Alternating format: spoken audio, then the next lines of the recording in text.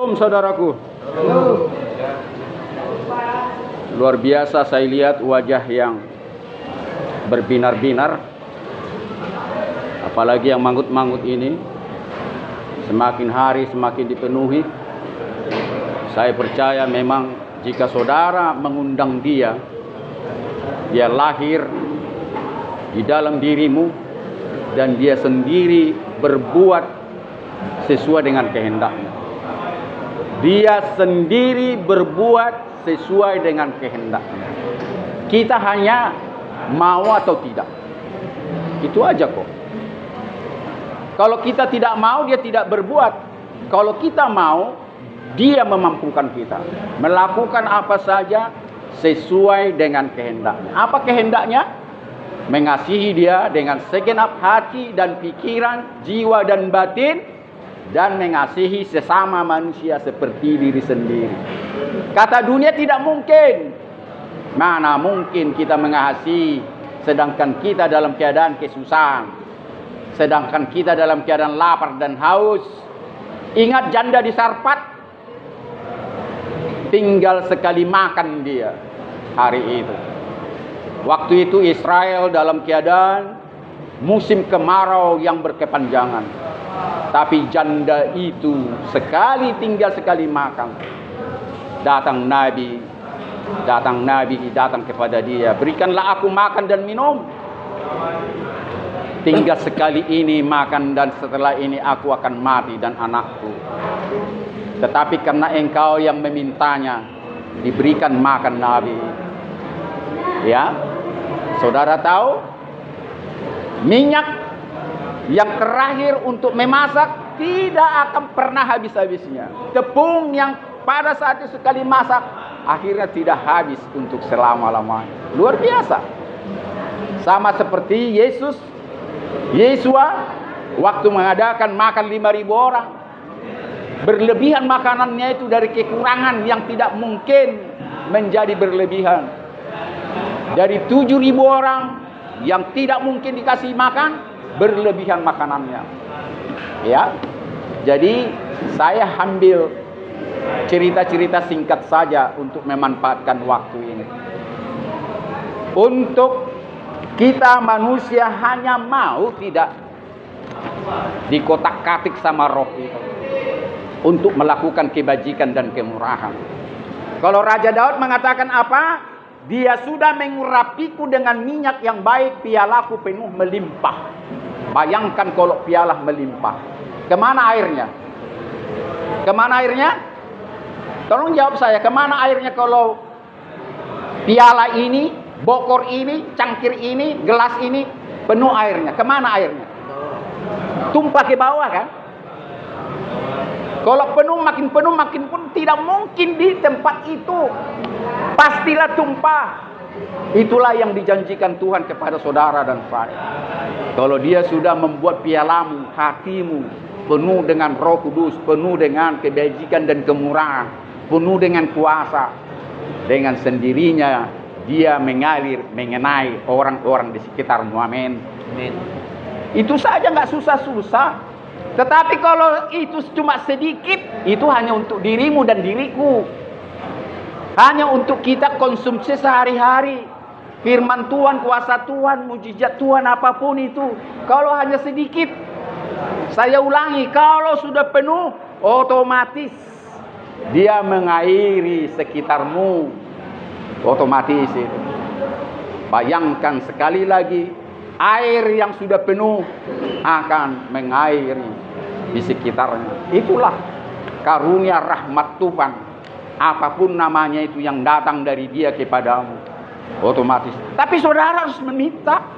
Dan dia tidak salah memberi kepada siapa diberikan firman-Nya. Karena dikatakan firman-Ku apabila kuberikan, dia tidak kembali kepadaku dengan sia-sia. Amin. Dia tidak kembali dengan sia-sia. Dia akan berbuat, tinggal saudara dan saya mau tidak. Yesaya 43 ayat 21. Umat yang kubentuk bagiku akan memasukkan kemuliaan. Kalau ada kitab Yesaya, buka di situ. Otomatis dia memuliakan, memasukkan namanya karena dia sudah dibentuk. Siapa dia? Saudara dan saya. Tapi kalau saudara dan saya tidak dibentuk, tidak akan bisa memasukkan kemuliaannya. Itu sudah otomatis. Jadi itulah arti kedatangan Jesus Christ, Yesus Kristus, Yeshua HaMashiach, Cu Yesus. Siapapun saudara memanggil namanya, dunia ini jadi memasalahkan siapa nama dia sesungguhnya. Bagi dia mengerti kepada siapa arah jiwamu, hatimu, sekalipun beda-beda. Orang Cina memanggil dia Yesus, orang Batak Yesus, orang Barat Jesus, orang Yahudi Yeshua. Jangan dipersoalkan itu, saudaraku. Bukan soal itu. Dia tahu kemana arahmu. Walaupun engkau menyebut namanya betul sekali di hadapannya, tapi kalau hatimu menjauh, buat apa itu? Amin. Hatimu. Sampai sekarang dunia mempersoalkan itu. Dan selalu bertegang soal nama. Saya kembali kepada khutbah saya masalah kolam Bethesda. Ingat itu. Nah, cerita kolam Bethesda. Orang yang sakit yang sudah bertahun-tahun antri tidak pernah mendahului kawan-kawannya, selalu dia belakangan dan sakitnya tidak kembali. Sakitnya sembuh gara-gara apa? Bukan karena kolam itu kan. Dia akhirnya tidak masuk kolam karena nggak mungkin dia mendahului saudara-saudaranya atau orang-orang banyak di situ. Selalu dia kalah, saudara kalah. Tetapi datang Yesus. Dia sudah tahu melihat dia nggak bakalan. Ini khotbah sama kita, nggak bakalan dia bisa masuk, nggak bakalan bisa saudara sempurna di hadapan Tuhan. Ingat, tolong perhatikan saya. Tidak bakalan saudara bisa sempurna beribadah. Tidak bakalan saudara sempurna menyebut namanya. Tidak bakalan saudara sempurna sama dia melakukan yang terbaik di matanya. Selalu bercatat. Termasuk gereja. Tidak ada gereja yang sempurna. Siapa bilang? Hanya di dalam dia kesempurnaan. Hanya gereja di dalam hatimu yang tidak bisa terbantahkan. Amin.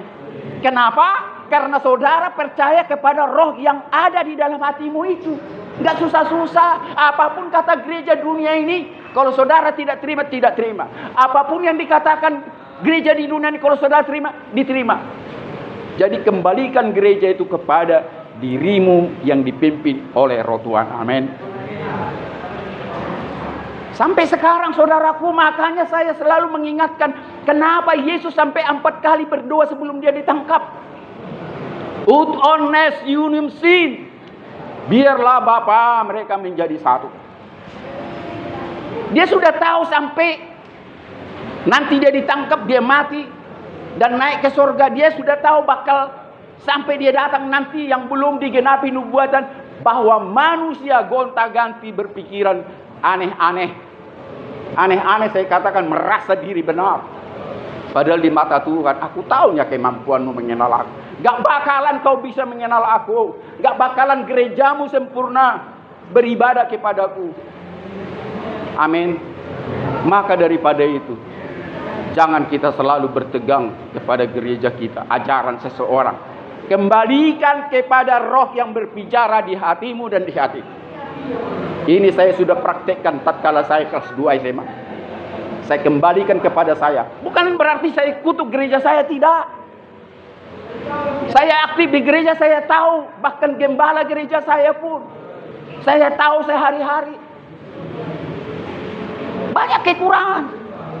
Tapi bukan saya katakan sudah tinggalkan, habis gereja, nggak usah ada gereja, keluar saudara dan saudara dengar. Tidak, tetap kita masuk di situ, termasuk menjalankan adat saudaraku. Tidak ada adat di dunia ini sempurna. Sampai sekali dipersoalkan. Orang Batak sendiri mempersoalkan adat-adatnya sendiri. Kembalikan kepada gerejamu. Apa kata hati nuranimu? Ada memang adat yang tidak memuliakan Tuhan.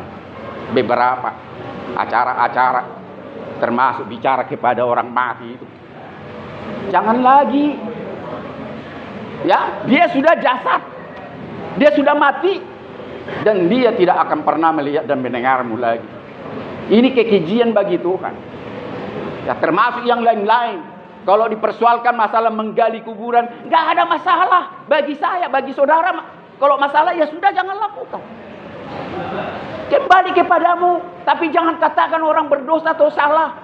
Kalau melakukan itu, apa salahnya saya gali kerangka daripada orang tua saya satukan semua. Tidak ada salahnya. Selama saya tidak berbicara kepada kerangka itu, selama saya tidak percaya bahwa rohnya memberkati saya, memberkati orang, banyak sampai sekali orang mati. Romaho manupahi, udah mati orang tua. Romaho tupahi ami, berkati keturunanmu. Termasuk penyiksaan dalam kuburan. Tidak ada penyiksaan dalam kuburan. Di mana tertulis di sini? Tidak ada itu. Orang beristirahatlah. Nanti saatnya ada penyiksaan itu. Begitu orang mati langsung dikatakan, ya aku percaya dia sudah ke surga, sudah bersama-sama dia. Padahal nubuatan Nabi mengatakan apa? Beristirahat. Ada saatnya engkau dibangkitkan. Berbahagialah orang yang mati di dalam Tuhan. Karena demikianlah mereka beristirahat dalam lelahnya. Dan segala perbuatannya menyertai mereka. Wahyu 14 ayat 13. Beristirahat di son maradian. Rest in peace. Nah, bagaimana saudara memasukkan nama Tuhan kalau saudara dibentuk sesuai dengan Yesaya 21 ayat. Berapa tadi? 43 ayat 21 itu. Memasukkan dia artinya adat yang tidak memuliakan Tuhan, jangan lakukan lagi. Tapi banyak adat yang memuliakan Tuhan. Saya raja adat loh. Bapak udah saya tahu. Di 4 marga saya selalu saya punya kesempatan untuk berbicara. Apalagi saya bagian kerohanian dan sosial. Jadi di Kota Medan ini tidak ada yang mengenal saya yang aktif di organisasi. Lebih dikenal dari Bapak udah saya. Karena bagian saya itu sudah itu dibentuk, ya sudahlah. Bapak ditemai katanya. Jadi apa ini kesempatan kalau saya meninggalkan adat Batak, walaupun banyak adat Batak itu bertentangan dengan saya, apa jadinya firman Tuhan? Tidak sampai. Jadi kalau saudara banyak melihat adat Batak yang tidak sesuai dengan gerejamu itu, imanmu, jangan tinggalkan. Malah jadi masuk ke situ, jangan tinggalkan. Semakin saudara masuklah. Karena terang tidak membutuhkan terang. Terang membutuhkan gelap. Hanya gelap yang membutuhkan keterangan. Jika saudara memang betul dan benar di mata Tuhan terang, datangi kegelapan. Jangan tinggalkan. Di situ aja sudah salah orang-orang yang munafik. Sekali lagi saya katakan, orang munafik. Kalau tahu di adat orang Batak banyak salah, datangin. Kalau saudara tahu di gerejamu kurang sempurna, datangi di gerejamu. Katakan mana yang benar. Di sini saya kecewa kepada orang-orang, apalagi orang-orang itu pemberita kabar kesukaan. Inilah yang dilakukan orang Farisi, dan saya tidak mengatakan mereka ini orang Farisi. Seolah-olah mereka sudah diselamatkan oleh hukum Taurat, ibadah-ibadah yang sudah disetting dan segala-galanya. Sampai Nikodemus, imam kepala, tidak tahu artinya dilahirkan kembali. Bayangkan saudara, ini sering saya ingatkan. Karena ini khotbah paling tepat. Salah satu khotbah yang tepat bagi orang-orang di penjara. Ya, saudara harus dilahirkan kembali. Maka daripada itu saudara dibaptis dalam nama Bapa, Anak, dan Roh Kudus. Tanda saudara menerima dia sebagai Tuhan dan Juru Selamatmu secara pribadi. Bukan secara nenek moyangmu. Karena iman adalah dari dirimu sendiri. Bukan opungmu, bapakmu, dan segalanya. Amin. Tidak susah-susah mengartikan firman Tuhan. Tetapi apa dikatakan keturunan daripada Yahudi? Ini sumur Yakob, sumur opung kami. Tidak layak orang meminum selain daripada keturunan Yakob. Coba. Tatkala Yesus ada di sumur itu kan. Terus dikatakan kepada orang Samaria itu, jika engkau minum dari sumur ini, engkau tetap haus. Tetapi kalau engkau minum dari air hidup, engkau tidak akan pernah haus untuk selama-lamanya. Jadi waktu saya tidak banyak. Habis dari sini saya Polres Kabanjahe. Tadi barang saya sudah titip di Almasar. Saya tanya berapa jam. Bisa kemungkinan 2,5 jam lebih Pak, karena macet. Habis dari sini, terima kasih kalau saya duluan mendapatkan kesempatan. Seperti apa yang saya katakan, saya berkeras 26 Polres Sumatera Utara harus saya sampaikan firman Tuhan kepada orang-orang terpenjara, kepada saudara-saudara. Karena inilah bagian saya dan inilah jemaat saya dari dulu. Bukan saya tidak bisa mendaftar kepada gereja yang mewah. Bisa, saya orang Jakarta lama, lebih lama saya di Jakarta daripada di Medan ini. Bisa saya. Bukan itu jemaat saya. Saya justru orang-orang di penjara. Di penjara air mata nampak, di gereja tidak nampak, di penjara nampak penyesalan. Tergantung saudara. Setelah saudara bertobat menyesal, kalau saudara kembali itu saudara. Tetapi apa yang saudara terima dia sebagai dia juru selamatmu yang lahir, sudah dibaptis engkau dalam nama Bapa dan Roh Kudus. Mulailah, berjuanglah, fight, sola fide, berjuang, jangan mengandalkan anugerah-anugerah. Tanpa perjuangan, Tuhan juga marah kepada saudara. Kita diselamatkan memang karena anugerah, sola gracia, tetapi Tuhan meminta kita berjuang, melawan apa? Kelaliman, dosa-dosa. Seharusnya hamba dosa menjadi hamba kebenaran. Roma 6, di situ saudara baca. Ya, ini yang dia minta orang-orang yang dibentuk akan memasukkan namanya. Tidak sulit saudaraku.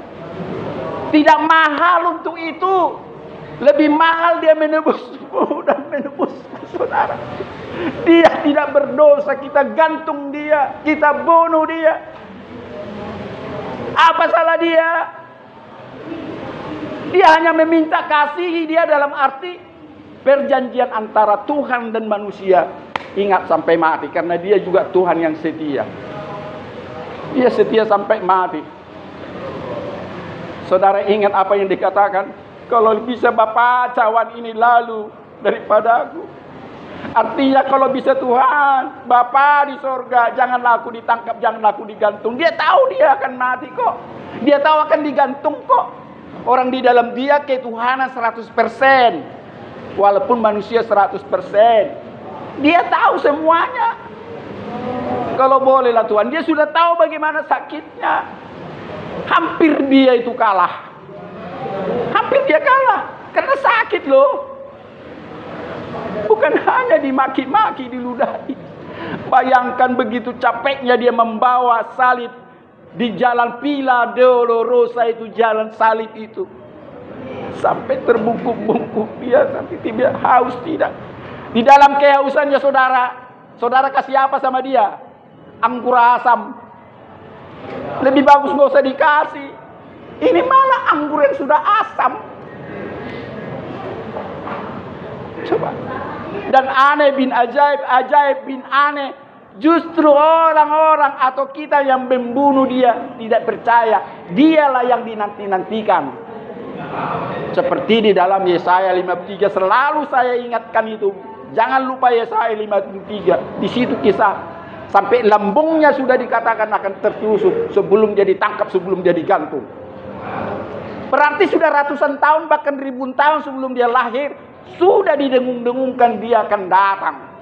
Tetapi begitu datang, orang Yahudi tidak percaya itu yang dinanti-nantikan. Kebodohan luar biasa. Tetapi apa? Tuhan tetap setia. Apa dikatakannya? Bahwa Israel adalah umat yang kukasihi.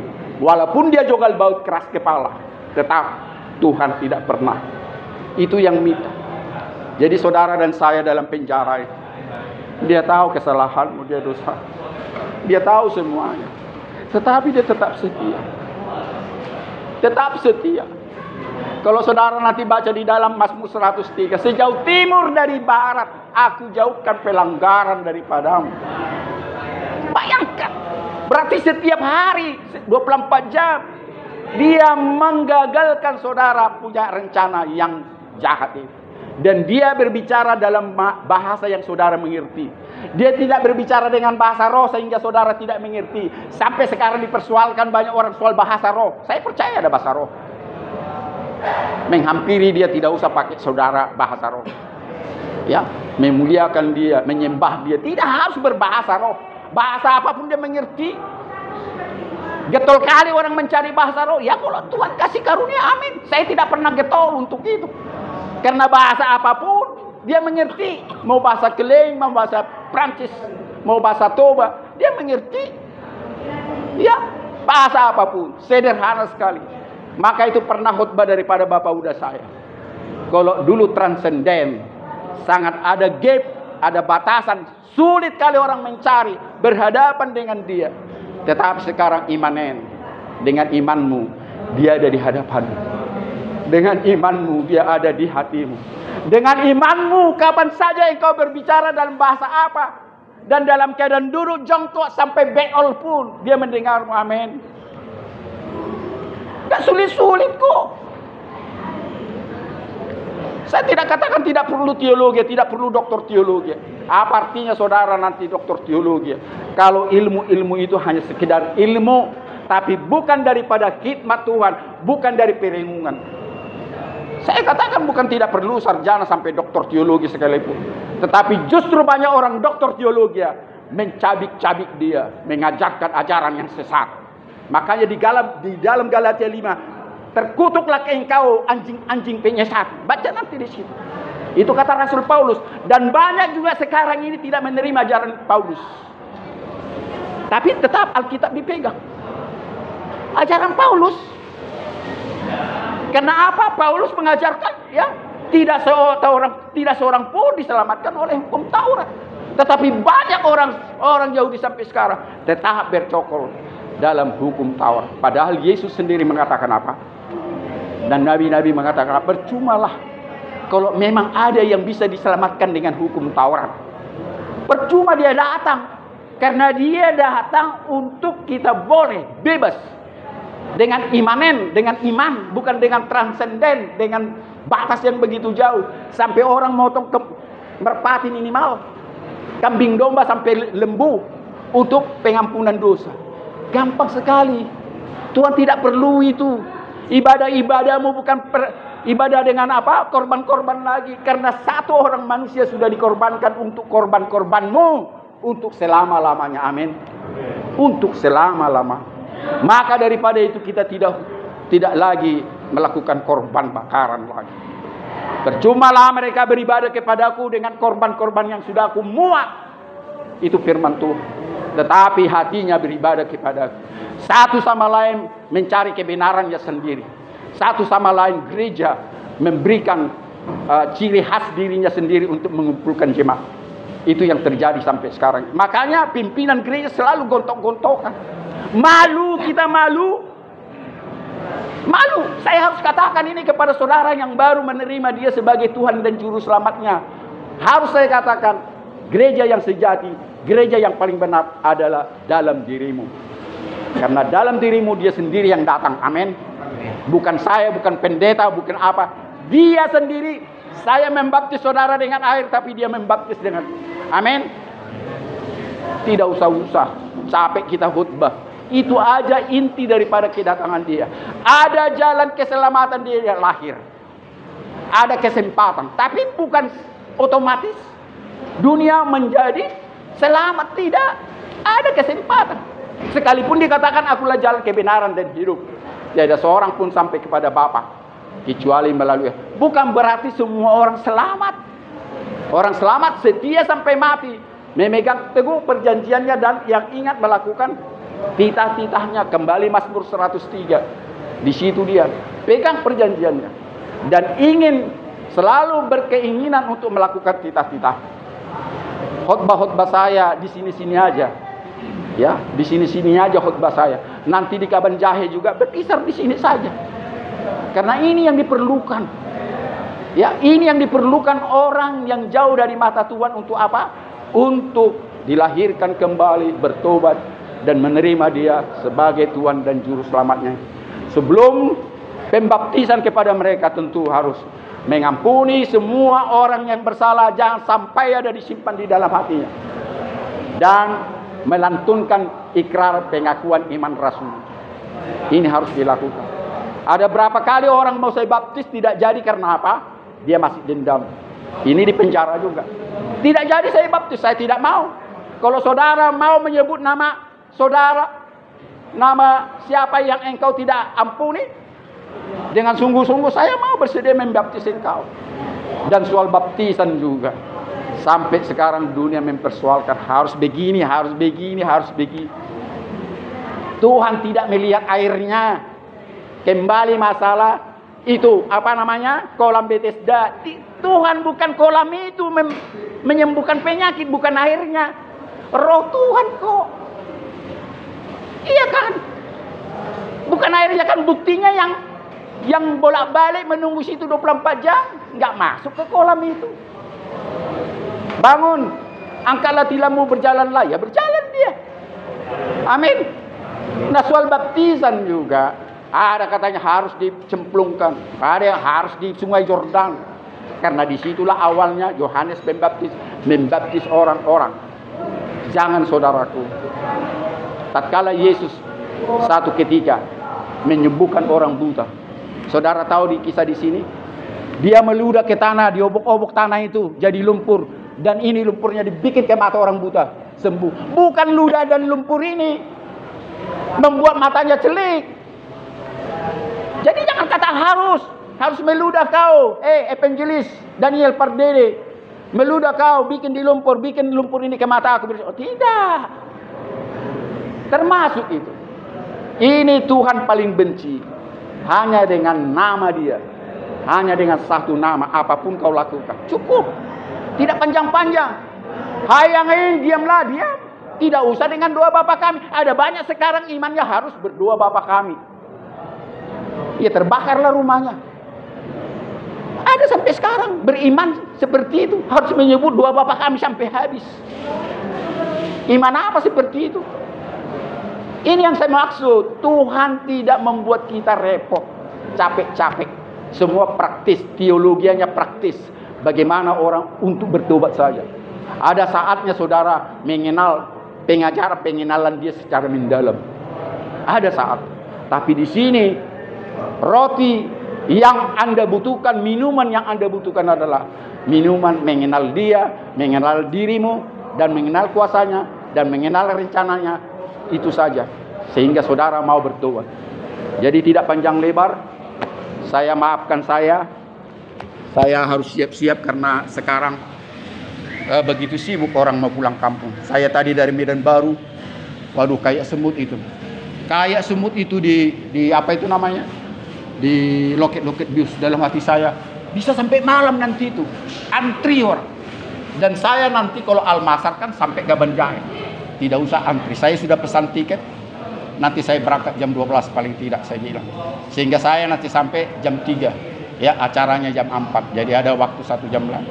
Jadi itulah yang saya bisa sampaikan kepada saudaraku, bahwa kalau saudara dan saya dibentuk Tuhan, otomatis kita harus memasukkan namanya, karena dia sendiri yang memampukan kita mencintai dia dengan segenap hati kita, dengan segenap jiwa kita, dan mengasihi sesama manusia seperti diri sendiri.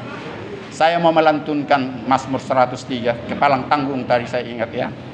Coba buka Mazmur 103 sebagai kata saya yang terakhir.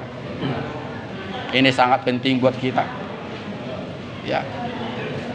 Sudah jumpa Mazmur 103.